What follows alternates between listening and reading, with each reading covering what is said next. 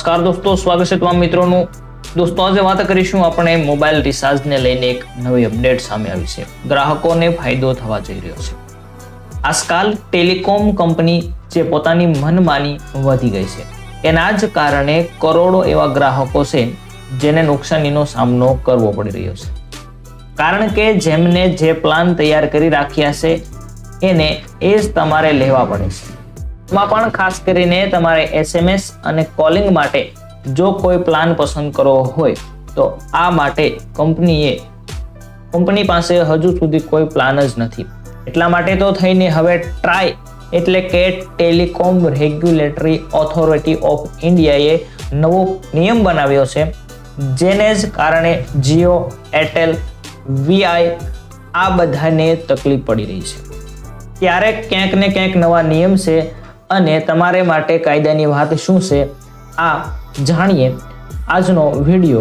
એ પહેલા ખાસ કરીને નવા મિત્રો દોસ્તો જોડાણ આવે તો ચેનલને લાઈક, શેર અને સબસ્ક્રાઇબ કરી દેજો, કેમ કે આ જે નાનો મોબાઈલ છે તમારી પાસે, જે છાપુવાળો કીપેડ મોબાઈલ કહેવામાં આવે છે, તે મોબાઈલ તમારી પાસે હશે તો તમે માત્ર ને માત્ર કોલિંગનું રિચાર્જ પણ કરાવી શકશો। તો ટેલિકોમ રેગ્યુલેટરી ઓથોરિટી ઓફ ઇન્ડિયાએ ટેરિફના કેટલાક નિયમોમાં સુધારા કર્યા છે અને જે લોકોને નથી ખબર એ લોકોને કહી દઉં કે ટ્રાય એ આ જેટલી પણ ટેલિકોમને લગતી કંપનીઓ છે, જેટલી કોઈ જે સિમ કાર્ડ લગતી વીઆઈ છે, જીઓ વગેરે, તે કંપનીઓ કયા નવા નિયમો લાવવા જોઈએ, તેના ઉપર પ્રતિબંધ મૂકવો જોઈએ, એ બધી જ ઓથોરિટી છે તે ટ્રાયની હોય છે।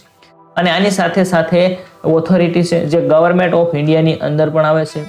એટલા માટે થઈને જે પણ કઈ નિયમો એ બનાવે છે એ બધા જ નિયમો જેટલી પણ ટેલિકોમ કંપની છે તેને માનવા પડે છે।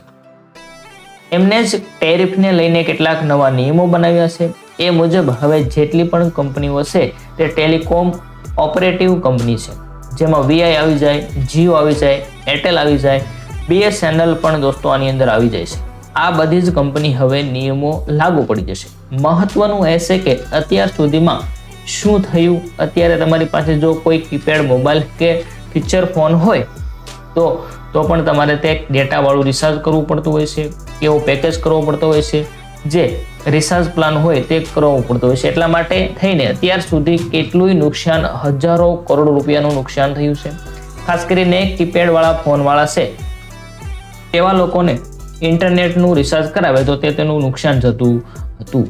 આ જ વાત ટ્રાયે સમજી છે, એટલા માટે થઈને નવા નિયમો લાવે છે અને નવા નિયમો એ પ્રમાણે છે કે હવે દરેક કંપનીએ નવા રિચાર્જના પ્લાન તેમને શેર કરવા પડશે, નવા રિચાર્જના પ્લાન લાવવા પડશે અને ઓછામાં ઓછો એક પ્લાન લાવવો પડશે જે સ્પેશિયલ SMS અને કોલિંગ માટે હશે। તો દોસ્તો આ નિયમ ક્યારથી શરૂ થાય તો કે ટૂંક સમયમાં તેની જાહેરાત કરવામાં આવશે।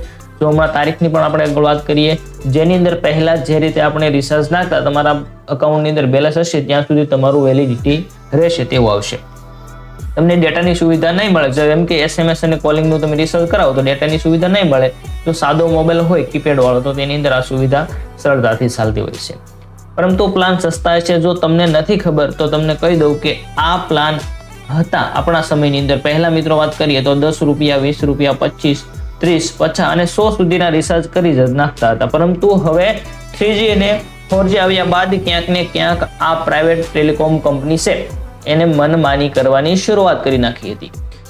વધારે પૈસા કમાવાની લાલચમાં ક્યાંક ને ક્યાંક આ બધા પ્લાન કેન્સલ, રદ કરી નાખ્યા, જેને જ કારણે જે લોકો પાસે સાદો મોબાઈલ હોય એમને પણ ફરજિયાત ડેટાવાળું રિચાર્જ કરવું પડે છે। લગભગ સ્ટાર્ટિંગ જ જે 140 રૂપિયા મિત્રો સ્ટાર્ટિંગ ક્યાંથી 140 રૂપિયાથી થતું હતું અને 199 રૂપિયાથી થતું હોય આ નિયમો છે।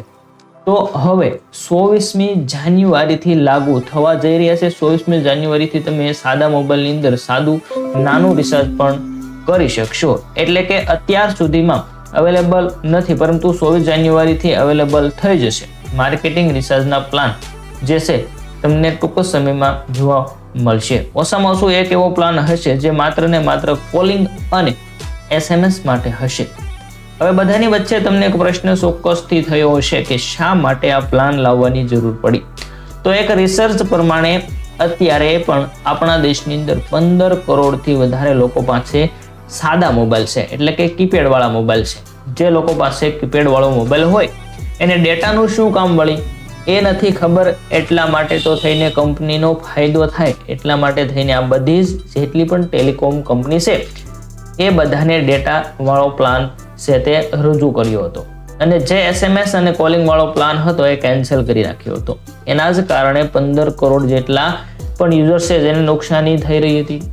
આના માટે આ જે ફીચર્સ વાળો મોબાઈલ છે, પરંતુ કદાચ તમારી પાસે ડ્યુઅલ સિમ વાળો મોબાઈલ હોય તો ડ્યુઅલ સિમની અંદર એટલે કે 2 સિમ કાર્ડ હોય તો બંને સિમ કાર્ડની અંદર નેટની જરૂર ન હોય, પરંતુ તમારે રિચાર્જ કરવું જ પડતું હોય તો તેની અંદરથી પણ તમે દોસ્તો રિચાર્જ કરો તો તમારો એક પ્લાન છે તે ફેલ જતું હોય છે, તમારે નુકસાનીનો સામનો કરવો પડતો હોય છે. પરંતુ ટૂંક જ સમયની અંદર હવે એટલે કે 24મી જાન્યુઆરીથી આ પ્લાન છે તે બદલાઈ રહ્યા છે અને આ પ્લાનની અંદર તમને રૂપિયા ઓછામાં ઓછો 10, 15, 20 એ રૂપિયાનું રિચાર્જ કૂપન રિચાર્જ કરાવી શકશો અને વેલિડિટી તમારી જ્યાં સુધી તમારા અકાઉન્ટમાં બેલેન્સ છે ત્યાં સુધી રહેવાની છે. તો દોસ્તો આ હતા એક અગત્યના જે અપડેટ હતી જે તમને ટૂંક જ સમયમાં મળવાની છે. તો મિત્રો વિડીયો પસંદ હોય તો વિડીયોને લાઈક, શેર અને સબસ્ક્રાઇબ કરી દેજો.